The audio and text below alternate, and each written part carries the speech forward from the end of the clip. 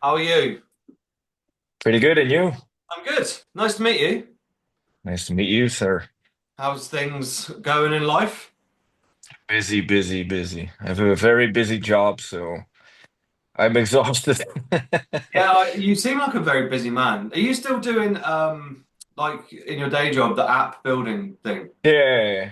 Yeah. What sort of apps? Like for anything specific? Now I'm working on the biggest payment app in Belgium called Payconic, and for one of the largest HR companies also in Belgium. Wow. SD Works, they're also active in the UK, I think. So Wow. yeah, Bit of busy. chalk and cheese to the other job, Yeah, pretty much. huh? Is there any metal apps you're building or have thought of building? No, I mean we did create an aborted app. I want to say 12 when we did Global Flatline, we actually had a mobile app for it, which I built together with a developer for the company that I worked for back then. But ever since, no, not really. It's pretty funny. It's Yeah. like a whack-a-mole game, and then like links to merch and tour dates and all that stuff. It's pretty funny. Go. And it's just gone now, is it? Yeah. We're talking like iPhone, I don't know, 5 or some shit. Oh wow. Yeah, it's been a while. That's a while, all right, yeah. Mhm. And you're just back from the States, right? Correct. Do you enjoy the States? Yeah. I mean, honestly, since COVID, it's been our main market, I'd say, and playing shows there has been really cool. It things got like I think we just did the right tours, and we've just had a lot of growth since COVID over there. It's weird because it used to be the opposite with Europe before, and then COVID happened, and like a complete switch of like where we play more shows. It's pretty interesting. Yeah, I often wonder that, like, because to me, death metal does seem more popular in the States from the outside looking in. Mm. Like, but obviously Europe had it sort of back in the day. It's just weird how those things switch, isn't it? Yeah, I think it's that, and it's on the other hand, like we've been bombarded with so much negativity, I want to say, and ever since COVID, I mean, there's not been a break, it's COVID, war, and it just keeps on piling up, and you just keep getting shit thrown at you every day. And even when we did a tour of Carnifex last year, you could notice like when people are at shows that there's just, they're not fully there, or there's this just like general sense of dread. Really? And it just seems like it if I compare it to the US. It's a very different vibe, and I guess the looming, recession and whatnot just like has its impact. So I it mean, is what it is. yeah, and I mean, with the tariffs that are supposed to be announced today as well, like, I don't know, this is a music podcast, but does Hmm. it sort of do you fear that it may impact you as an artist, a touring artist, or anything like that? Because obviously Brexit was the last big thing that sort of everyone was kicking off about, and then you sort of Hmm. well, sorry, you had Spotify, then Brexit, and now this. So I mean, the tariff's not really, because I'd say most bands have, the thing that matters is the merchandise, yeah, really. And we most bands would have that tour both places, have a US merch company and have European merch companies. So yeah, I would say it was a lot more complex with Brexit because you're not going to have an English company and a European company. It's just going to be one company that services both, and then obviously you're dealing with the tariffs. But with the United States, not really. We have indie merch in the US, and they're taking care for all our stuff over there. So our fans over there are not going to have to pay tariffs. It's always been the other way around, though. When people from Europe order from indie merch, yeah. Europe always had tariffs from the US, so they always had to pay those. So. I don't think Americans order anything from Europe, so I don't really think it'll impact us much what'll impact us is the cost of visas that's been tripled or some shit. Really? Yeah, yeah. Wow. Have you like, because obviously you, I don't want, sorry, you've been around a while. Mhm. Not telling your age, but you've been around a while, like so. It's Have you it's noticed? okay. I'm old and decrepit. It's cool. I didn't want to say it. You said it, so. Yeah, I know. But have you noticed, like, obviously, back in the day when things like contracts with labels, um, years ago was a lot more valuable in terms of finances as they were today. And you've obviously gone through where, like you mentioned, merch. Now, merch is pretty much king for every band, right? Yeah, pretty much. It's the main source of income. It's really the only thing you can still make money on, to be honest. Um, but the thing with labels, I think that's kind of I don't think the bands have much to do with that, but it's mu so much the shift of the fans' perception of the value of music. Um, where, when the whole streaming digital platforms came in, that I think that was just a huge shift, especially for labels where one, their income got slashed.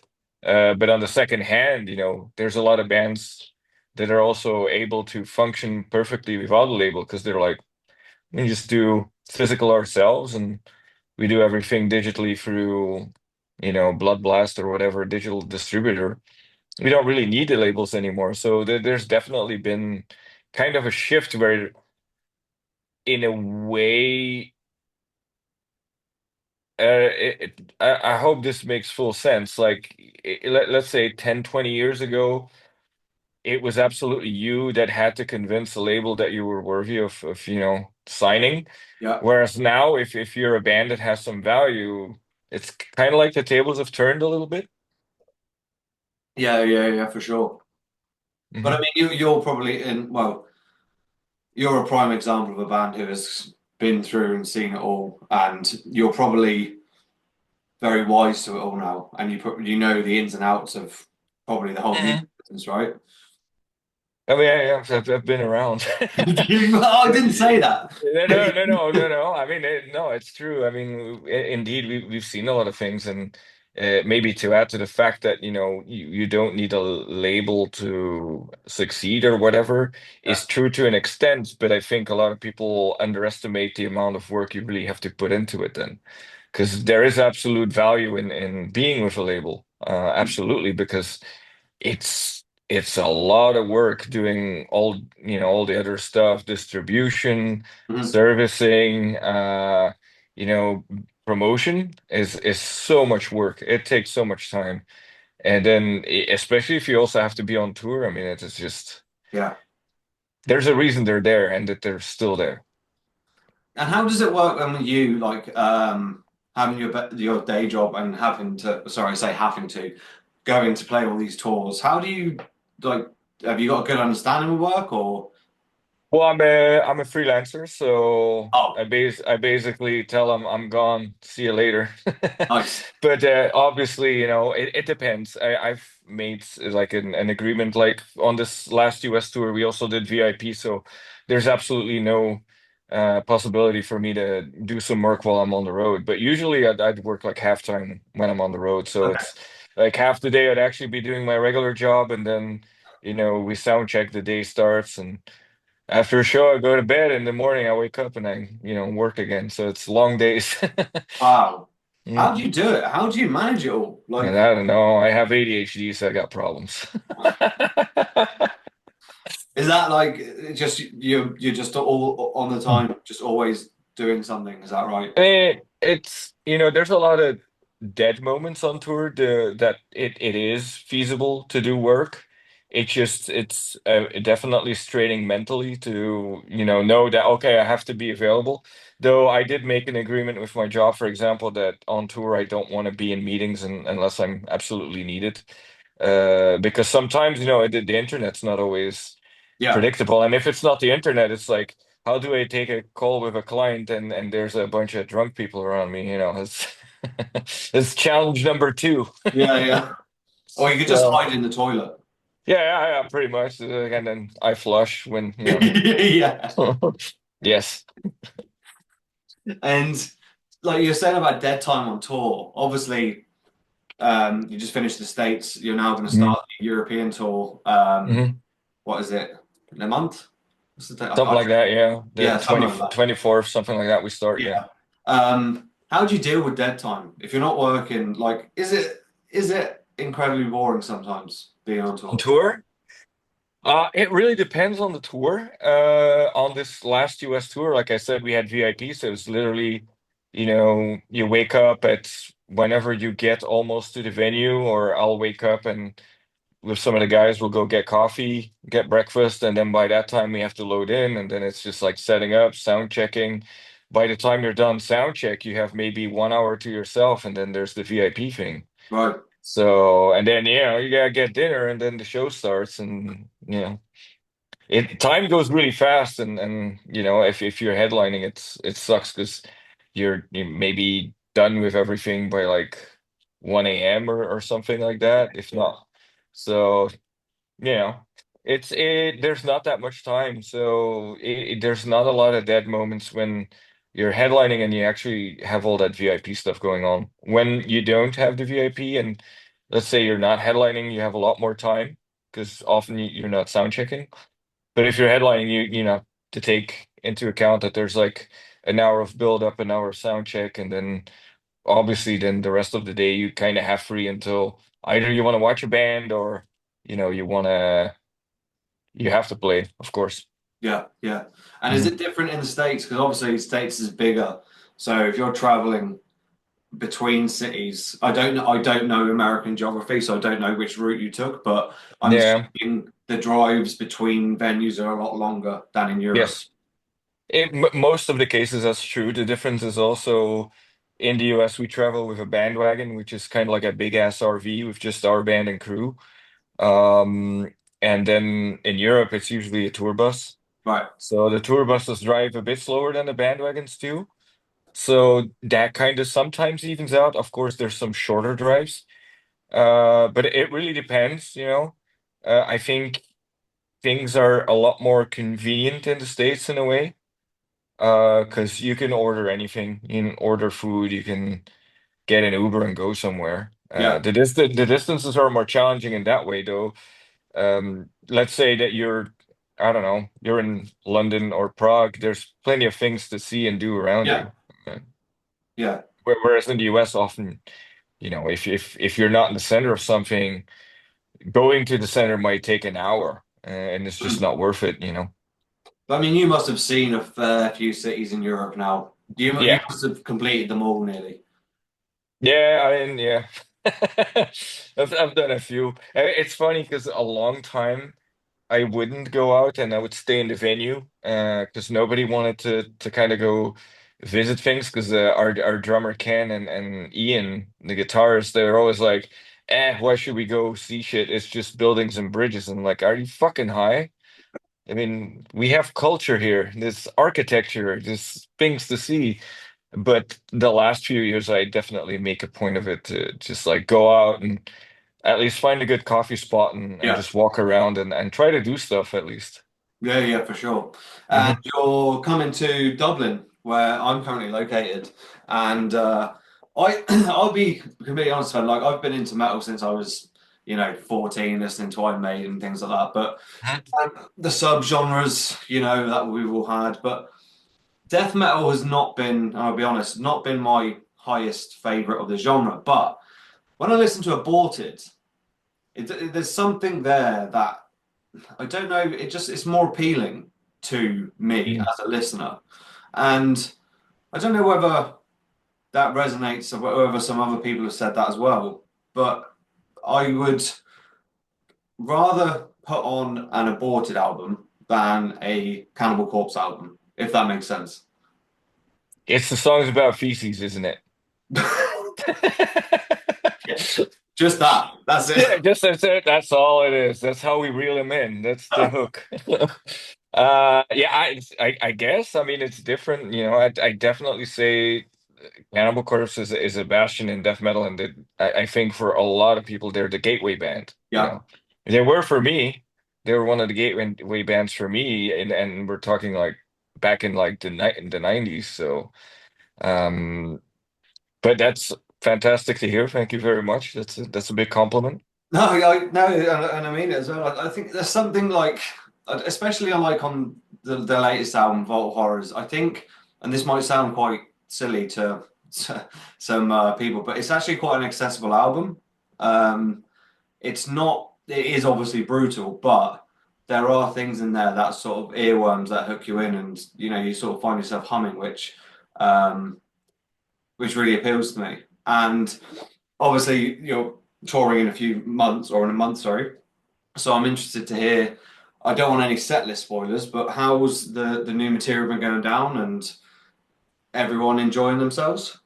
Yeah, yeah, really cool. I mean, we always try to bring a show, so we're not just like playing the songs. There's a lot of dumb shit happening between the songs as well, and we try to have some like turn the stage into a little bit of a horror show as well, so it's a bit more visually attractive too. But if you're coming out to the show in Dublin, you'll see there's a lot of fun stuff happening, and we are playing. I think over half the set is Vault of Horrors, so there's a lot of whole Vault of Horrors, which is challenging because it's not easy. Well, We haven't made it easy on ourselves, I'll put it that way. not especially as you've got so many guests on the new album. Which are you? How are you doing that? Are you just yourself, or have you got help? No, no, it's just me. It's all me. Oh, Yeah, cool. yeah, yeah. Yeah. Yeah, that was a Uh, good plan when you were recording the album. yeah, Let's I just. was like, yeah. I mean, to be honest, most of them really just like followed what I had already tracked. So it's just literally the parts that I had, except Ollie from Archfire, and God damn it. When I heard it, I was like, that's cool. And yeah, sure, it's a problem for future me, but future me is present me now. And present, at some point it becomes a challenge. So is that going to be in there? Oh, yeah, it's in there. All right. And do you just like berate your past self now for adding that in there? Well, no, I mean, I honestly was worried about it like before we were playing it. And I was like, there's no way I can do this shit. It's very different from what I do. But I mean, we've been doing it, and I changed a small couple things here and there from what he did, but for the most part, it's what he did, and it works. So, yay! Yeah, yeah. One for you. Yeah, It's such a cool thing though. Like when I was listening to the album, like when it came out, 24 was it? Yeah, yeah. 24. Last year, yeah, Um, just the amount of cool guests you've got on there. Like, I mean, you must have a very good connection in the world of metal, obviously, just to be able to be like, hey guys, I've got an idea and I want you on this track. Was it always when you were writing the album? Was it like this is the direction you wanted to go, or were you like, we've got a song now, let's do it, add someone in? Well, we had written most of the songs already, and then I just kind of had the idea like there's been bands that had like a lot of guests on one song. There's no band that has ever had a guest on every song. So I'm Yeah, like, let's do it. And nice. we did, we did. It had its challenges, but it turned out cool. Absolutely. And I'm very stoked on everybody that took part in the record, and it was good, and it did what it had to, so it's really Yeah, cool. I mean, like considering you're an international band alone, and then getting other people to, I assume they were sending tracks over, some were coming in, and Yeah. X, Y, Yeah. Z. Yeah, everyone just sent stuff in because we actually spent we did the whole record in Denver at Dave Otero's for like 6 weeks. Okay. And then we just sent, my recordings to everybody, and then they recorded whenever they could. I think I don't think anyone went to Dave. I think one person recorded with the assistant of Dave. But yeah, and I But think Dave from Signs of the Swarm recorded while he was on tour. ah, I that's think all. Ollie had to wait until they came back from Australia, so there's a lot of like logistics to make it work. Yeah, yeah, yeah. And would you do it again? I think I'm gonna do a record where there's no guests. Yeah. Just that change it up. Just you, just Yeah, vocals. just me. No Sorry, bands. guys. Yeah, just Yeah, yeah, yeah, yeah. and feces. You know. Uh, so in terms of set lists, when you're choosing set list, is there any like songs that you just cannot leave off that would potentially cause riots? Or are you flexible where you're now so established you can be like, we're playing what we want? Um, I think we kind of always have to have the song at Carnation Yeah. from Gormageddon. That's one that we kind of like staple end the set with always, and it's become like so much of it. I don't think people be stoked if we didn't play any songs from that record. Yeah, yeah. Um, but other than that, it's like I mean, obviously, like we have to play the big songs from the new album. Like Dreadbringer's definitely gonna be in there. But other than that, I mean, we just kind of do whatever we want, but it's really about playing songs that people know. Hmm. And at the same time, the challenge is like not only playing songs that people know, because I know some bands that purely go by Spotify listens, but Really? yeah, but to me, that's not really doesn't mean that you're gonna have an engaging set from start to finish. Yeah. So the individual tracks might be popular on streaming services, but that doesn't mean just like an album has to have a certain flow to be Yeah. interesting start to finish. A live show is the same to me. You got to have, a certain flow for it to be interesting and people not to be like, all right, well, it's the same shit the whole time. So Mm. the big challenge for us is like, especially when we have to add new songs, is what are we cutting? Yeah. And how do we make this work? Especially like finding an opener for the set is such such an argument and figuring out like does this work and oh yeah it's a great idea and then we play it and we're like God damn it we got to be really warmed up to fucking do this shit Oh, and yeah. so it's finding the balance and all that but like I said we kind of do what we want keeping in mind what the songs are that work live one way and the songs that are also popular on streaming but making sure that like the global picture really works. Was there ever any doubt that Deadbringer would not be the opener for the new album? Like No, no. it, and again, no set list spoilers, but I would probably say that is an ideal opening track. Yeah, Like, yeah, it's we're if opening with it. fuck's sake, ruined it. No, no, but like, I mean, it's such a great track for the album opener and to open the set because it really sets the stall out for the rest of the night, surely. Yeah, pretty much. Yeah. That was the idea. I mean, and we did. We're not doing it this tour, but on the previous tour, we started with Retrogore, and the intro was we had someone on Fiverr do like a whole jigsaw spoken intro. Oh, cool. And then like we had the Saw music playing, and I came on in like a little trike wearing No a way. jigsaw. Yeah, we are wearing a little jigsaw mask and shit.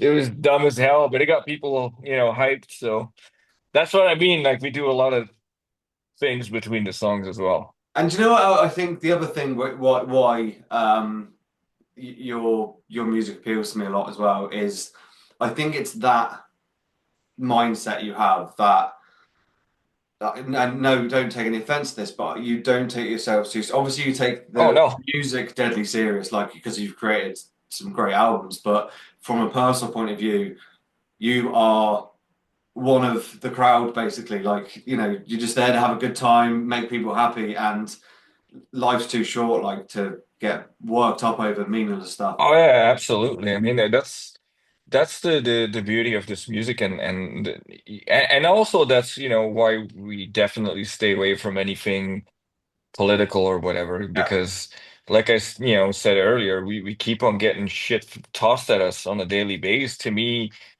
playing these shows and meeting people and the albums and just everything about this band to me is just like we want to be like a positive force in people's lives and you come to a show. I want to make sure you leave with a smile on your face, yeah. one way or another, and that that to me is much more important than anything else. And it is similar to. Trevor Sternad, like Mhm. he sort and probably similar sort of yeah, as yourself, like the music you're playing, but there was always a laugh when Trevor was on stage, like messing around with the other members Oh and yeah. like that. Like, um, so Trevor would light up the room when he got in, and all the time. yeah, Absolutely. yeah, terrible, terrible loss to the scene. Um, Absolutely. so you're so you've already done the States and you're now going off Europe. Do you do much prep in between? Like, do you do much as in like band practice before or you're all no. No, I mean we just did a tour of 4 or 5 weeks, and I think we have 1 day of practice before the first show, and that's it. Right. Mm. So you're just confident, well-oiled machine. Well, you've been doing it for years, so sure you must know it all now. Yeah, plus I have another band, and I even have a show this weekend with my other band. With So Coffin Feeder, is it? yes, yes, Yeah. correct. How's that going? Good, yeah, good. I mean, we did a European tour last year with Benighted and Bass. That was pretty sick. And now we have an album coming out later this month, actually. Yeah. First full length on Listenable Records, and then we have festivals this summer. And just I think we play in Holland this Saturday on a festival called Grindhoven. And then there's another Belgian show close to my hometown a week later or 2 weeks later, and then we're going on tour. So I mean, I stay busy with that stuff, How and do you how do you have any time to yourself? Do you just I'm very stupid, clearly. I didn't say it again, but Yeah, yeah, that's fair enough. but like you must love this. Like you can just like you wouldn't not do it because I think other people putting this much on their plate would just be exhausted all the time. But I mean, you've obviously worked a full day today and you're going on tour and playing on Saturday and all these tours coming up and you just seem like you've just woken up and you're fresh as a daisy. Thank you. Yeah, I mean it's it's that balance in life where you do the things that you get energy of. And honestly, I've been doing this band for 30 years this year. So Same. and obviously it's not for money or I wouldn't have another job, to put it that way. And it's not for whatever other reasons. Then this is what I enjoy, and this is what gives me energy and brings me joy. So. Love it. That's why I do it. That's why I'm in another dumbass band. So Are you so the Coffin Feed is obviously done then. It's mixed, Hmm. mastered, and just ready to go. Yeah, we already released 2 singles, and Yeah. it's there's a third single dropping on the 16th, and then the album's out on the 24th. And It's also done by Dave Otero. So oh really? yeah. I mean, a stupid question, but you're obviously happy with the final product. Yeah, absolutely. And check it out if you get a chance to. We I have will. the artwork is something special. It's also done by the Dan Goldsworthy that did the Vault of Horrors artwork. Yeah, yeah, But yeah. it's packed of 80s pop culture references. So if you enjoy that kind of stuff, I think you get a giggle or two. I I I will. I look forward to it. Mhm. Does who does the merch for Aborted?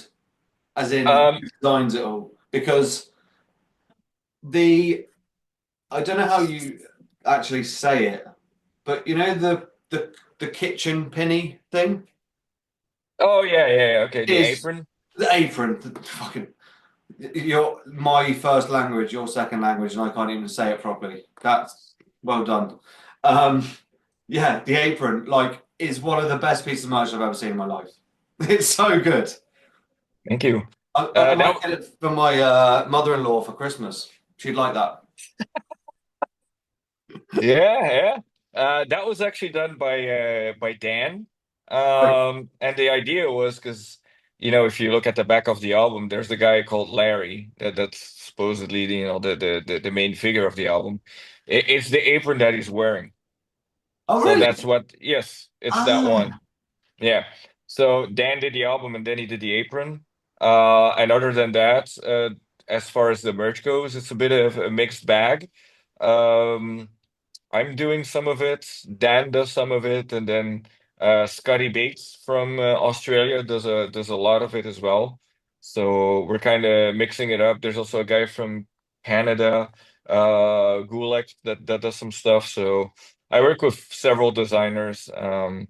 They're all friends and very, very talented people. So it's awesome to, chat with them and get to come to some really, really silly concepts. And that's also part of the joy of doing this, Yeah, I can I imagine. get to create dumbass merch that I enjoy.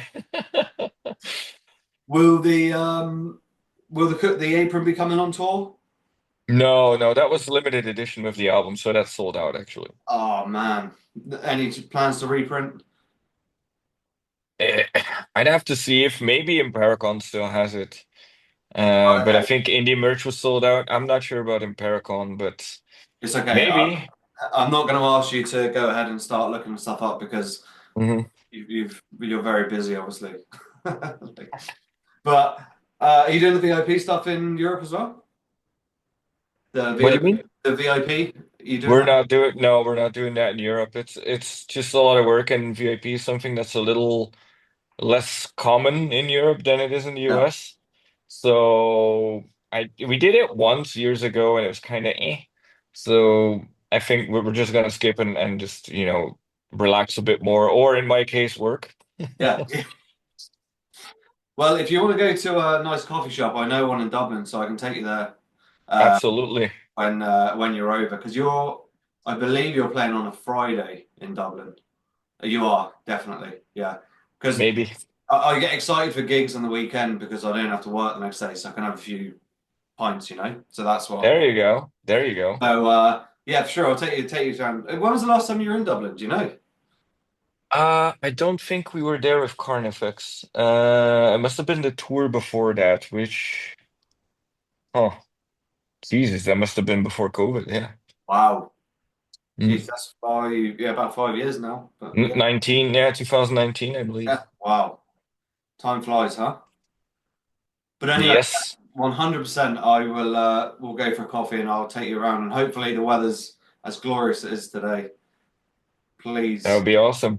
Every time we've been to Dublin, it's always rained, so it would be nice to break the streak. I I can guarantee it probably will rain when you're here. I can't promise that, but I mean this week's been glorious, like sunshine. So well, hopefully anyway. But I think it's May Yeah, or May yeah, shouldn't be too bad, I guess. yeah. Hopefully we'll see. Hmm. Sven, it's been an absolute pleasure chatting to you. Your enthusiasm is just it just laps off you, and just it's great. Been a great chat, and Thank you. best of luck with the Coffin Feeder release in a couple, oh, in a while. And sure, yeah, we'll grab up for that coffee when you're over in Dublin for sure. But Sven, listen, Absolutely. all the best and good luck with the start of the tour, all right? Thank you so much, Cheers, and I'll Sven. see you in Dublin. Yeah, Cheers. for sure. Thanks so much, man. Bye bye. Bye.